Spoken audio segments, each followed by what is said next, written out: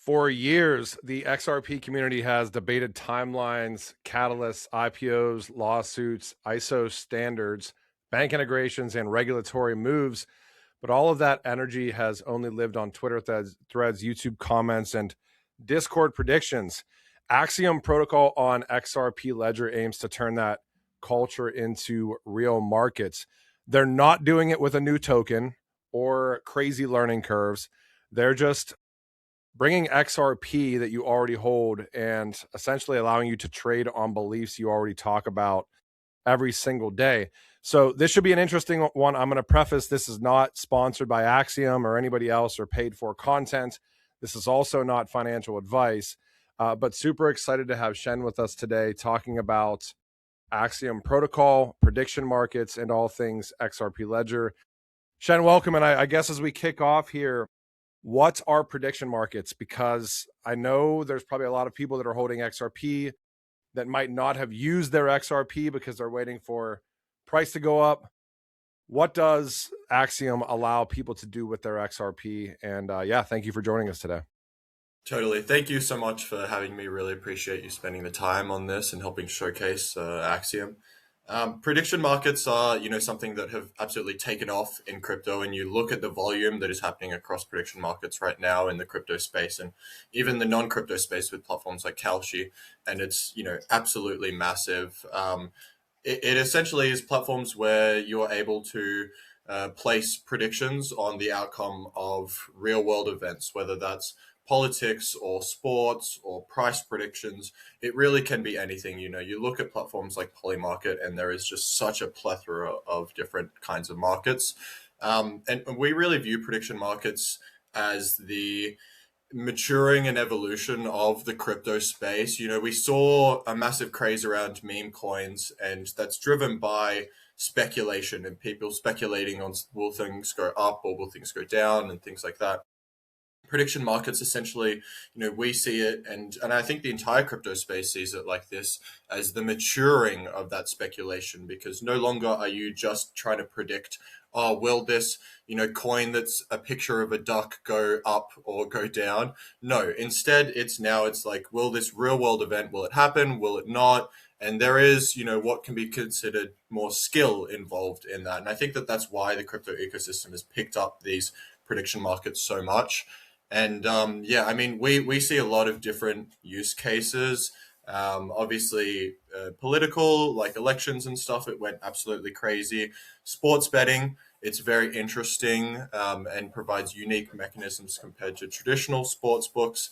And types of markets that we're really focused on right now as well is asset price predictions. So predicting if an asset price is going to be higher or lower than its snapshot price at the beginning of a market, which we feel like this enables options trading, so longing and shorting tokens, but with simply one click. So, if you want to do options trading and you want to long or short a token, it's very complex. You have to understand liquidity, leverage, stop loss, things like that. Whereas on a prediction market, you can simply go to an asset like XRP, predict that it's going to be higher or lower than the current snapshot price, and bang, you've just long or shorted XRP with literally one click. So we feel like prediction markets open up a lot of opportunities that the crypto industry didn't have before. Yeah, and I think one thing that is super maybe relevant, not only for XRPL, but kind of the wider digital asset space, is prediction markets essentially almost force people to put their money where their mouth is.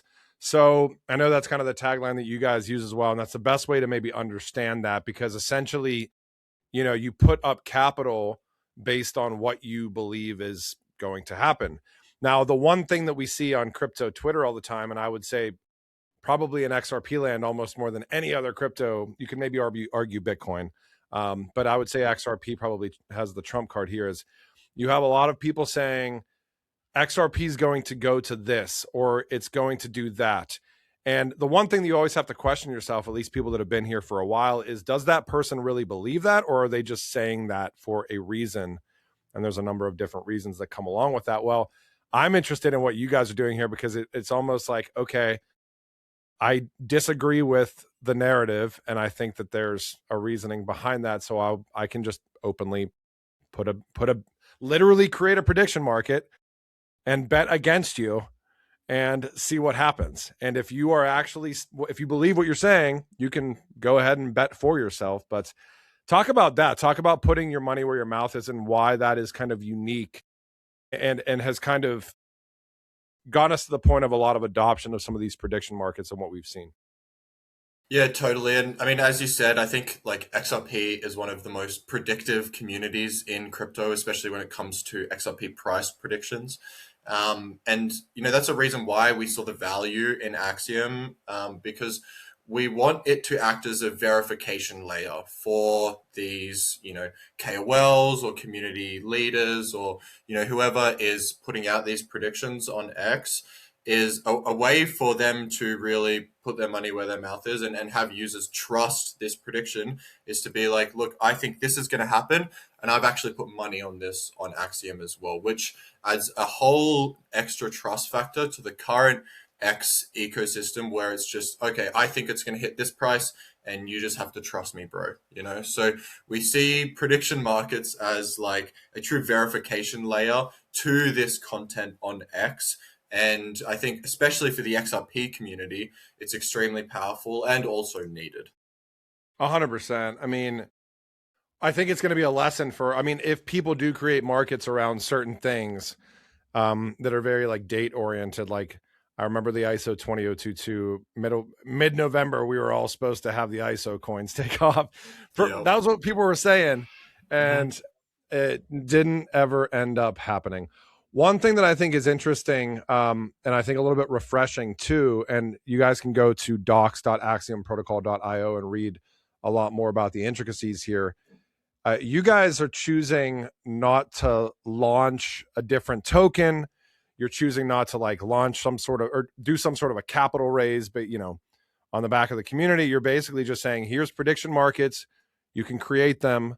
You can use XRP, and I know in the future RLUSD as well. Talk about the reasoning behind that, because I think that that's number one. It's really refreshing to see. It gives people something to do with their XRP, and it's not asking people to buy anything, which I think is nice. Yeah, 100%. I mean, our team has been building on the XRP ledger and around XRP for over 4 years now. And, we've seen hundreds of projects come and go and, hundreds of random tokens and NFTs and all of that.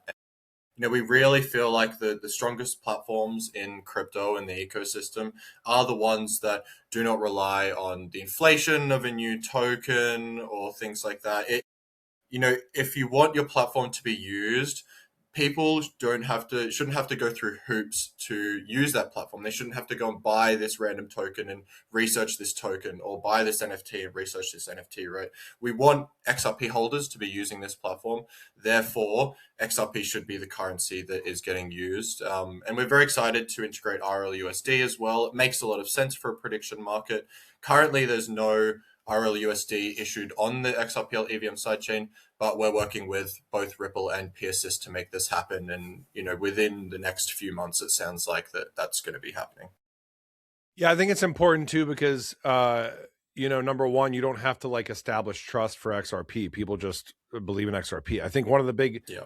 problems that we see with a lot of projects is they might be building something that is like really cool, but at the end of the day, if you hitch your carriage to a project and it has a token and then it has an awesome platform, but then the token price goes down, people don't care about the platform, they care about the token price, which is really, it kind of sucks, but that kind of is what it Yeah. is for crypto. So you Yeah. mentioned ease of onboarding, which I think Mm-hmm. is just an absolute, we've seen progress over the past 12 to 18 months, 24 months. I know that we still have a lot of work to do in crypto, but I would love if you could maybe talk about what can users do on Axiom right now in beta? What will they be able to do in the future, whether that's trade, create, stake, whatever it may be? Yeah, totally. So, like the onboarding process was something that was really important to us. We know how big of an impact it has on user retention and usage of the platform. And so, what we built our onboarding around is a product called Privy. which is used among the EVM Ethereum communities very frequently, and it's very highly regarded. And it's essentially a proxy wallet slash social wallet login that you're able to log in with any social wallet or any traditional wallet like EVM wallet, like MetaMask, so forth. And it completely takes care of the transactional UI UX. So the social wallet login is by far the easiest, and I highly recommend everyone does that. Essentially, you can just log in using your Gmail account. Within 10 seconds, you've generated a wallet on the XRPL EVM sidechain. You can simply deposit tokens from the XRPL mainnet from your Zaman wallet or your Joey wallet. We take care of all the bridging behind the scenes using Axelar and Squid Router.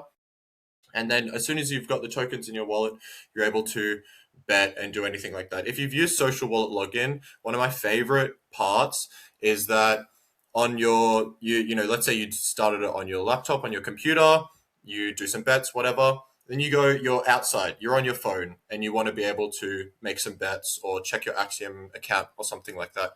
Usually, you have to make sure you have your crypto wallet on your phone as well as your computer, and you have to have the seeds in there and all of that.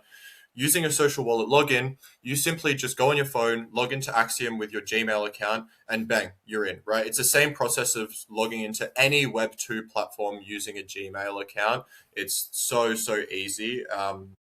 And we really feel like it's a missing piece of the XRP DApp ecosystem of being able to log in and out of platforms in 5 seconds, doing transactions without having to open up external applications. Like if you're using Gmail sign up on your phone and you go and make a bet, when you're doing on-chain transactions on the XRPL EVM sidechain, but you never have to open a single other application ever. The entire transaction UI is on the site itself.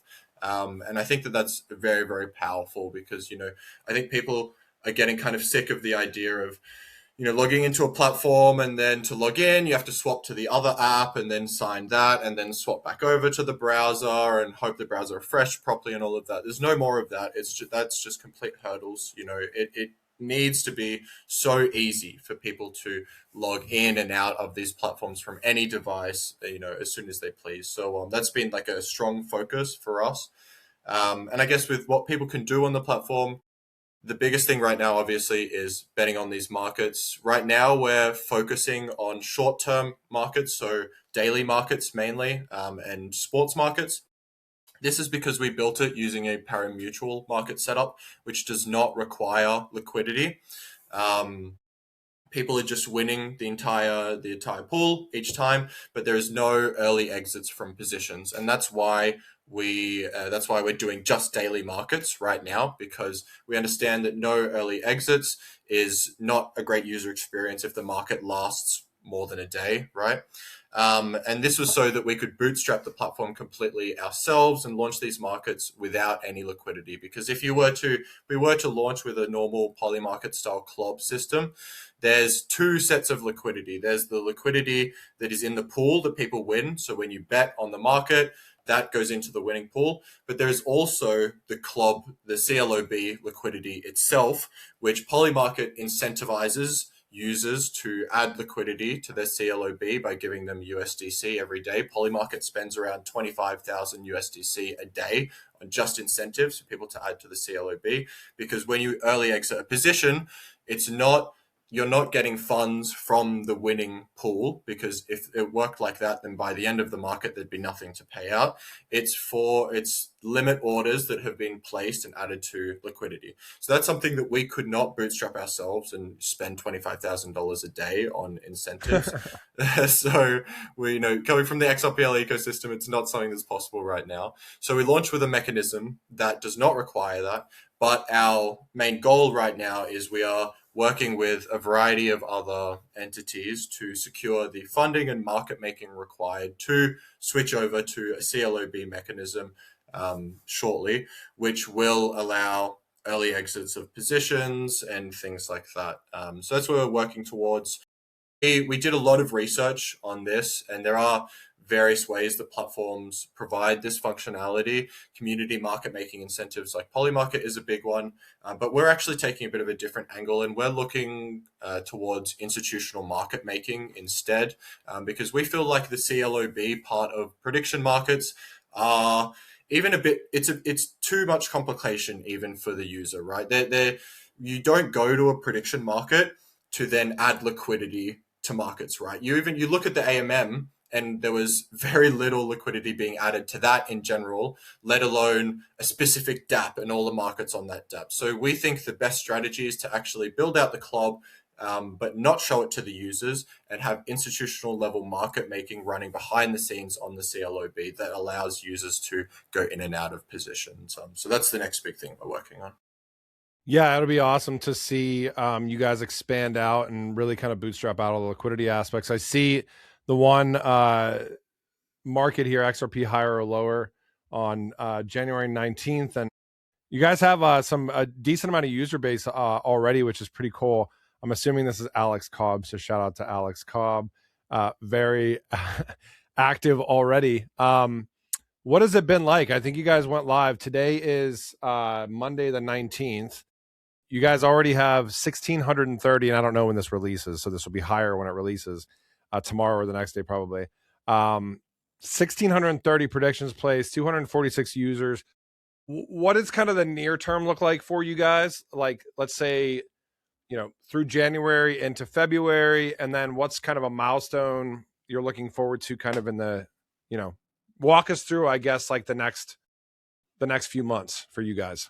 Yeah, totally. Well, in the very immediate future, this is launching an open beta. We're really focused on gathering user feedback as much as possible over these next few weeks and iterating on that, squashing all of the bugs and the small issues and things like that. So for the next few weeks, that's 100% the focus, and also adding new markets as well, and kind of looking at where the liquidity seems to go. If the liquidity is going more to these asset price markets, these, what we like to refer to as simplified options trading, if people are putting liquidity there, then we're going to add more assets. So we can do any commodity, stock, crypto, anything, right? We're very excited to add things like Evernorth and some of the ETFs as well there for the stock market ones.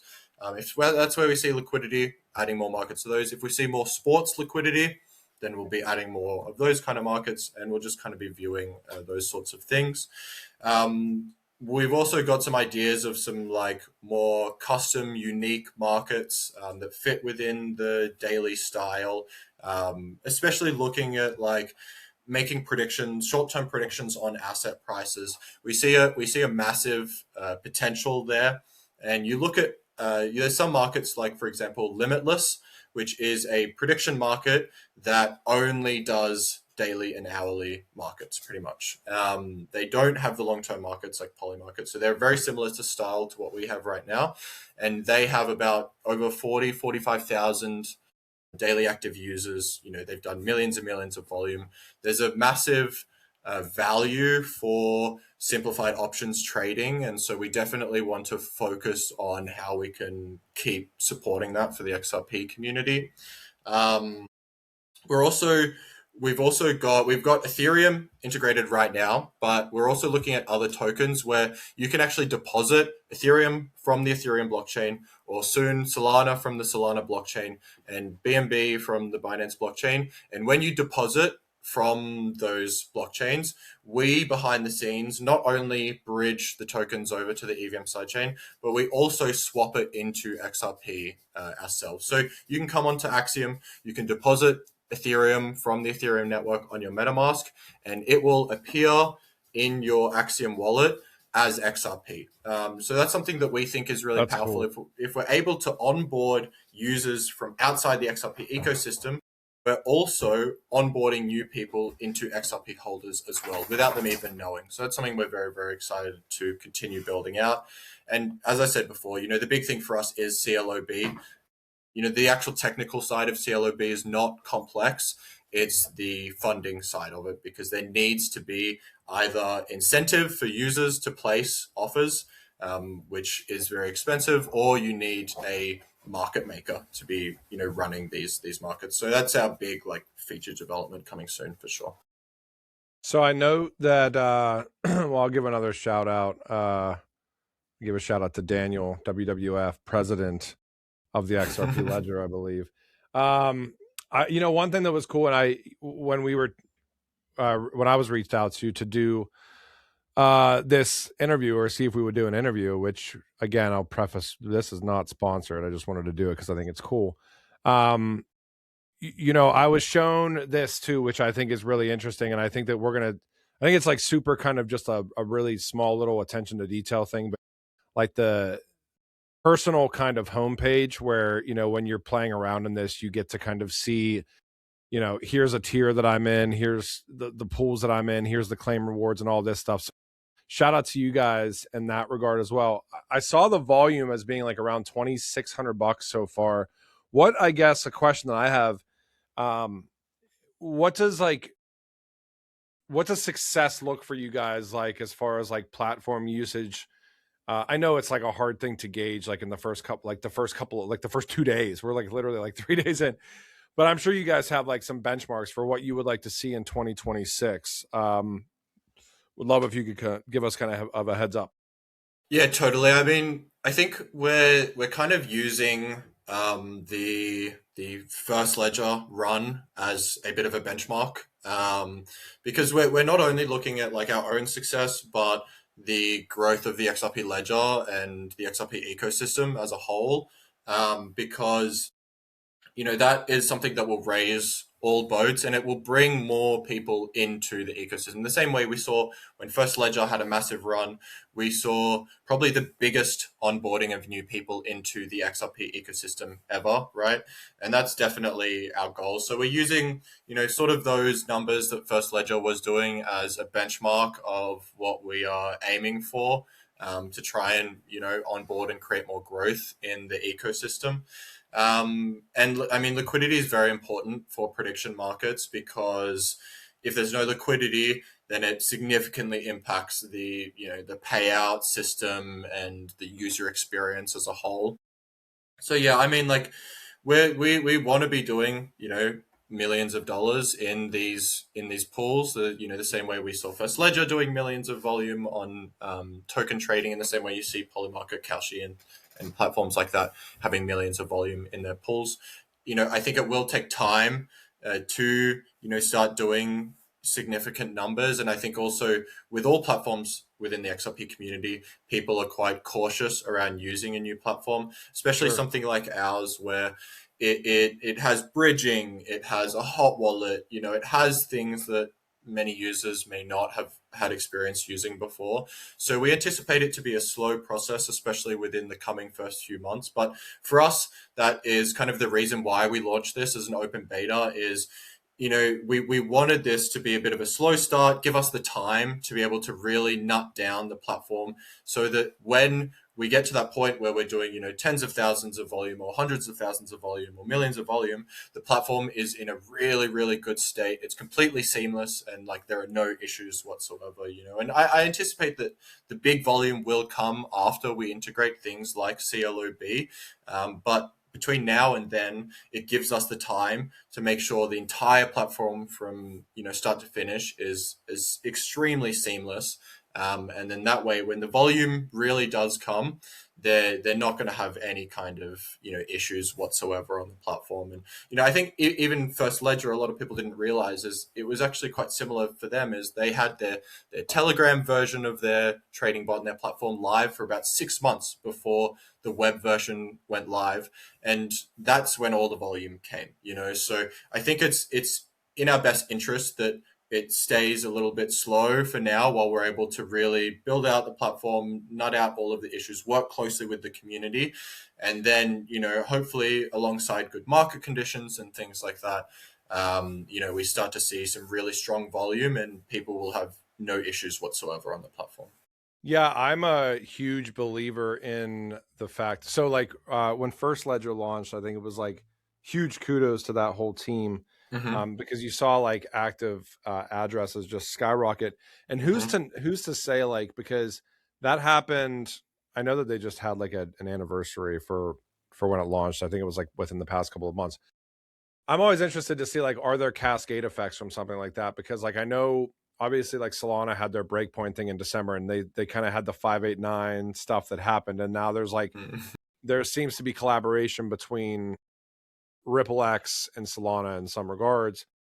I always wonder, I'm like, did that stuff, because for those of us who were around when First Ledger did what it did, they were pretty much like, it was like pretty much Solana memes and XRPL memes were like competing, like actively competing at that point. So really interested to see what you guys are able to do as far as like, as you and I were mentioned before hitting record here, like breaking out of the echo chamber is such a big deal in crypto, and actually making waves not only in the XRPL, which would be great, obviously, but that's kind of not the point. The point is to do it in a way where people outside the XRPL know what you guys are doing and come in and you really Exactly. kind of. And that it raises all boats, right? Like if we are able to onboard more people into the XRP ecosystem, they're not going to just use Axiom, right? They're going to start looking at what else is there within the XRP ecosystem. And First Ledger did the same thing, and we hope we're able to achieve the same thing, because there are so many talented builders within this ecosystem who I believe are not getting anywhere near as much traction as they should. Especially like the First Ledger and the Joey guys, extremely talented team, that I feel like their platforms should be getting a lot more attention and traction than they are right now. And that's just respective of where the XRP ecosystem, or at least on-chain XRP, is right now. So yeah, hopefully, we're able to drive the volume that also helps drive volume on these other ecosystem platforms and teams and stuff. And that'll just help bring in new teams and new builders of quality developers and grow the ecosystem even further. It's a cascading snowball effect. So I did an interview earlier today that'll get released this week with I'll give him a shout out because the interview's not live yet, but I'm sure people on XRPL know the name Archax from the RWA and tokenization front. He actually said something that was, I think we've heard this be said before about like why people come to different networks and do different things. So, but he put it really, really eloquently. So I guess I'll say it. Like he basically was like, he's like, this might piss people off, but he's like, I look at all these blockchain networks as like their own countries. And, every country has its own currency, right? And it's like, he's like, you spend the currency of a country whenever you decide to go there, and you spend it on stuff that you want to do. You spend it on fun things. And he's like, if there's not fun things to do, nobody goes to that country. So like the whole kind of point, and you look at like Ethereum and why people went to Ethereum, especially let's say, 2020, 2021 timeframe. And you look at the Solana and why people went and are going to Solana right now. And it's like the people are doing stuff there.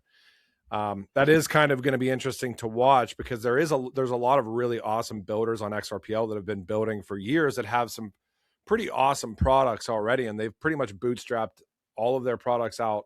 A lot of those on their own. I know Ripple supports in ways as well, but that I think will be kind of the thing to watch, is like there's shit to do on XRPL now. I think the First Ledger guys shined a light on that a little bit, and this is kind of the next, hopefully the next step in that direction. Yeah, 100%. Yeah, shout out to the First Ledger guys. I mean, they really like it was. We were building. All of us were building. We've been building since IOU tokens on the XRPL in 2021, and like it was years of things not really moving. And First Ledger showed like, hey, you can actually, make the needle move on the XRP ledger, and you can build something which is sustainable. And, just absolute kudos to them, because I think without them and their success, there would be, very, very little building going on I remember, the XRP ledger. Was it 2021 whenever there weren't native NFTs? I know that. I Yeah. think they were just the IOU tokens, and then like I remember that's pretty much like Xpunks, and then Monkey and XRP Cafe. Certainly, there was probably like 10. I remember we were gonna like put together an NFT space in like 2021, and it was like, well, there's like 15 projects, but there's like 6 blue chips, and it's like, okay. So like, I mean, and it's crazy too, because then you look back and it's like that's only been like 4 or 5 years Mm-hmm. And there's just been so much traction. I know now, the big stuff that's being talked about is like privacy and all sorts of things. And what's going to be interesting is that like on Axiom, as you guys expand out the markets, you guys can pretty much do whatever you want. And what one question I have is like, okay, you look at like Poly Market that is like just all markets. But I think what'll be interesting to watch is if you guys do continue to go and expand and just do the all markets route, or is it going to be like really defined markets that make sense for the XRPL too? Because that's probably a really relevant opportunity to be like, okay, well, when is zero knowledge going to go live on XRPL? It's like you could literally put that as a prediction market and see what people think. And I don't know. I'm sure you guys have thought about the opportunities for having like Ripple or XRP or XRPL specific markets too, which probably makes sense, right?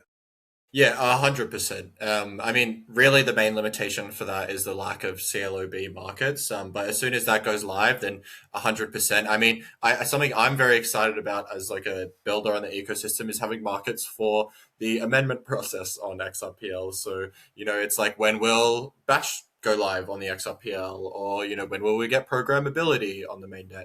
Things like that, I think would be really really cool to have markets for, because I mean, like, there seems to be some very strong differing opinions on when things like that will go live, and we know the process can take a lot of time. So I'm very very excited to have those very like XRP Ripple focused markets, and I think you look at how big the XRP community is, and I think it could definitely drive a lot of traction. 100%. Well, I want to make sure people know where to follow you guys, and then I'll ask the kind of the low hanging fruit end question I have here. But make sure for you guys watching, go to at Axiom Protocol underscore. Definitely going to be interested to watch how the platform develops. You can go to axiomprotocol.io for all the markets that are on here right now. And really, if you're interested in kind of understanding how the platform ticks in its current state, docs.axiomprotocol.io.